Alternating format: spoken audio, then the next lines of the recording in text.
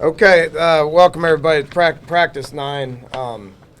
We initially, obviously wanted to be able to do a lot of scrimmaging outside.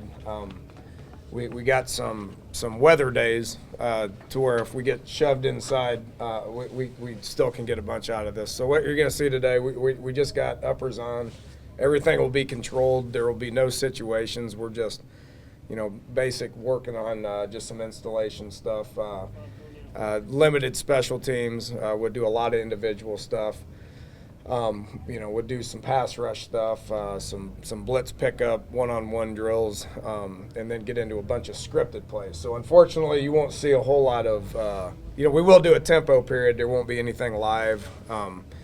Obviously going inside, we'll be able to utilize this in controlled settings. We can't utilize the indoor for live settings.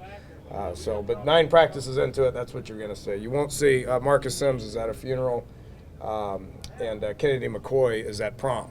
I always let those guys go back for prom. A couple of them were gone for prom last week. A couple will be gone for prom next week. The one deal I make our early enrollees, the deal I make is that they can go home and do that. How's this cummerbund look? No. I make them bring back pictures. I want to know what their date looks like, and I want to know what they were. New coach that you hired this week. Tell us a little bit about him. You've worked with him. Yeah, Tyrone. I got a history with him. Obviously, being at Houston was a great player. His numbers speak for themselves. He's been in this offense for 4 years. The 2 years with myself, and then 2 years with Kingsbury, who took over for me at Houston.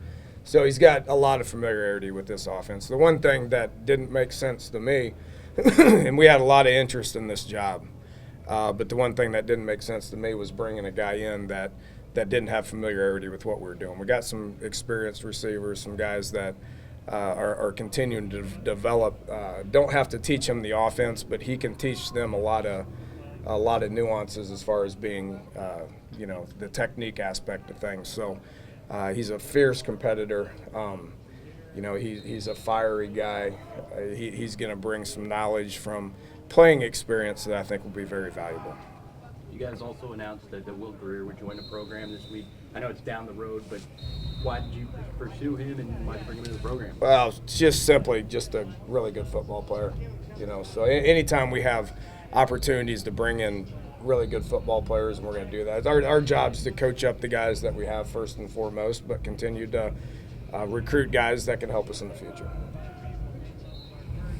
You had success with Clint. Did that help getting him? It's a funny story. Those two guys got to know each other on an airplane.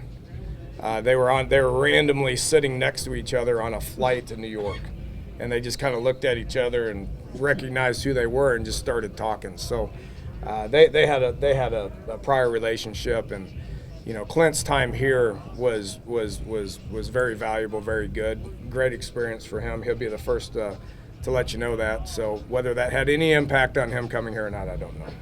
Why do you think you guys have had success with transfers, whether it's Clint or Russell or Jack Riddick?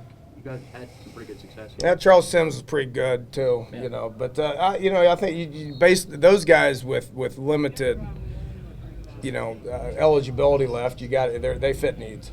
So first and foremost, I think you got to make decisions based on what your needs are. They got to want to come here because their time's not going to be extensive here. So they got to fill a role, and then they got to want to be here is the biggest thing. So I think that we've done that. We've said no to some guys, we've missed out on some guys, but we haven't really missed on some guys either. 9 practices in. Anything you really like? Anything you really don't so far? I just overall like the attitude and the effort of the team more than anything. These guys have you always deal with spring practice hitting some lulls and not being able to get a whole lot done. We haven't hit that. Hopefully you don't see it today. But just guys that are motivated to come out and practice and like playing the game. So I like their attitude. They show up and they're ready to work every day, and I think we're getting better every day. With Carrier being a Texas guy, would he still go with Lonnie's old recruiting territory, or is there going to be some shuffling there? We're working through that now. We got Doors like working through it now because recruiting's on the horizon. Lonnie's area from we're going to put blue in Georgia primarily. we'll be able to hit North Carolina. We'll probably get Coach Tall involved with North Carolina a little bit just because his familiarity with being there.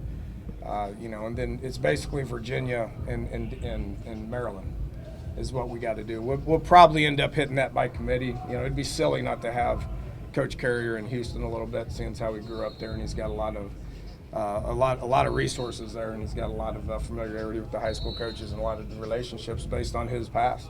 So we'll probably get into Houston a little bit as well. Yeah, how much did Carrier help in the special teams? That was an impact. I mean, this guy leads the country in current. I think he sits up there tied for first for kickoff returns. So he's got a wealth of knowledge with that. I'm going to turn him over to him and just let him get back there and coach the punt returners, coach the kick returners, and we'll see how it goes. Dana,